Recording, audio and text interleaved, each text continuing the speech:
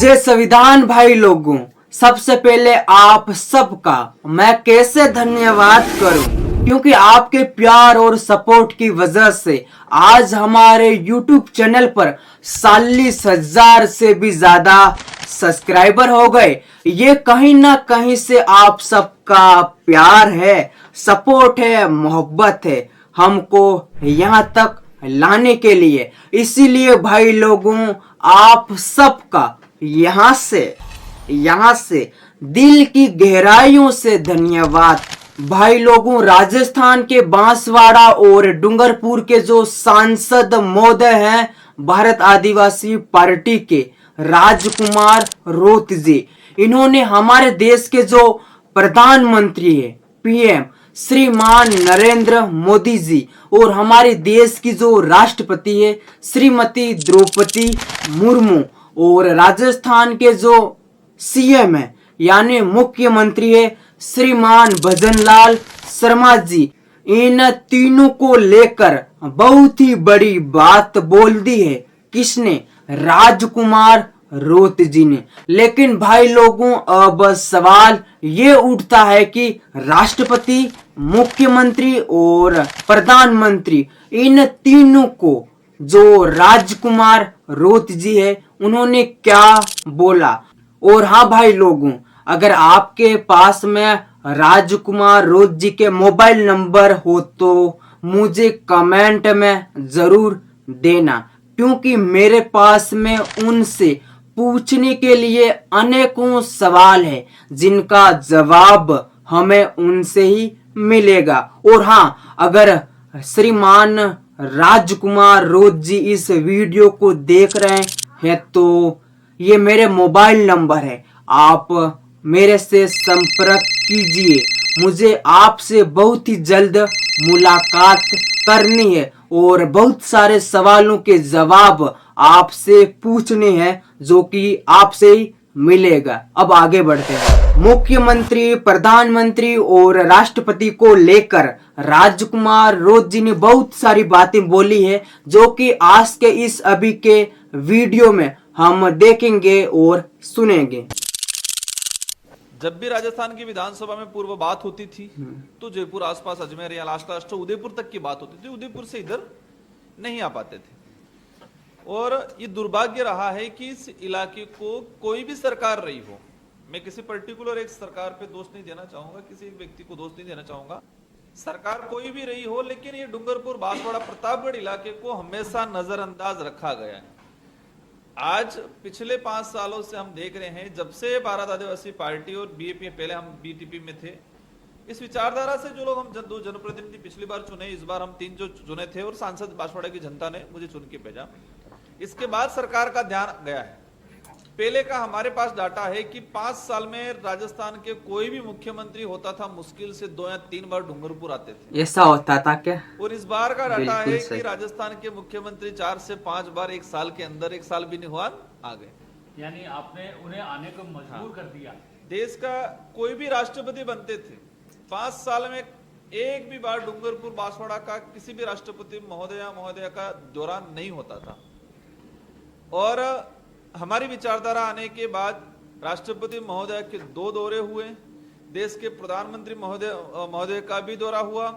और सबसे बड़ी बात, पहले जो भी सीएम रहते थे वो 5 साल में 2 से 3 दौरे करते थे, लेकिन यह साल भी नहीं हुआ और 3 से 4 दौरे वर्तमान जो मुख्यमंत्री जी उनके हो गए। भजनलाल शर्मा जी। अब इनका ध्यान उनको मैं कहना चाह रहा हूं कि आपके चैनल के माध्यम से आप लोग इसलिए आ रहे हो कि बीएपी को कमजोर कैसे किया जाए।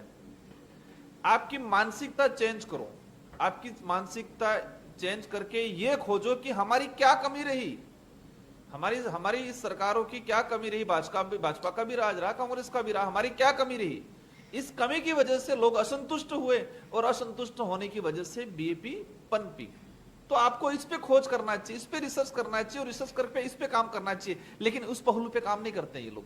किसके पहलू पे काम कर रहे हैं? बीएपी को खत्म कैसे करें यार। बीएपी से आदिवासी समुदाय की एक आस्था, एक विश्वास जुड़ा हुआ है।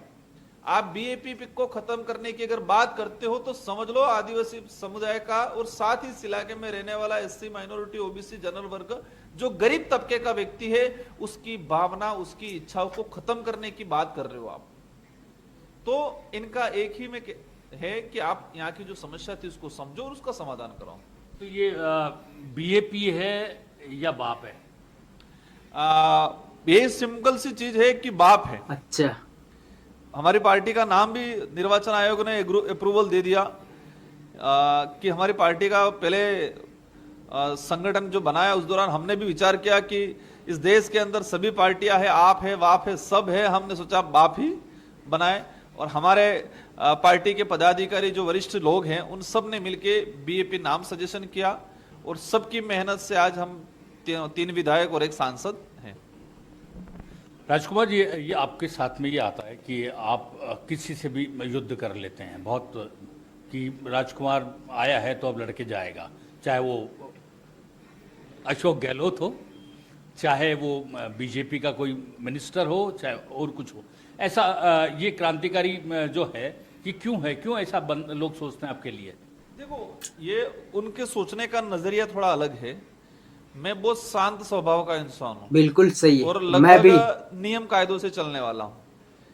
लेकिन सरकार कोई भी हो, सरकार नियम कायदे की बात करती है, गरीब के भला का बात करती है, आदि ये बात अपने दिमाग में भी बिठा लेना कि जो शांत रहता है वो ही आगे जाता है ना। शांत रहना और हर जगह चुप रहना, जहाँ पर आपको लगे कि यहाँ पर मेरा बोलना सही नहीं है वहाँ पर चुप रहना। शांत रहोगे तो बहुत आगे जाओगे और चिल्लाओगे तो हर जगह गिरोगे। अब आगे देखते हैं। आदिवासी एससी दलितों की भलाई की बात करती है और उसी पे अत्याचार करती है, दोहरी नीति दिखाती है, तब गुस्सा आता है कि आप एक तरफ मंच पे कह रहे हो महिला सशक्तिकरण करना है, दूसरी तरफ आदिवासी महिलाओं के साथ अत्याचार करते हो। एक तरफ कह रहे हो आदिवासियों का कल्याण करेंगे, दूसरी तरफ आदिवासियों की जल जंगल जमीन सड़पने का काम करते हो। भाई लोगों, यहाँ पर ये बात सही है कि आदिवासियों के जो जल जमीन जंगल है उसका विनाश हो रहा है। आप हसदेव फॉरेस्ट को ही देख लो,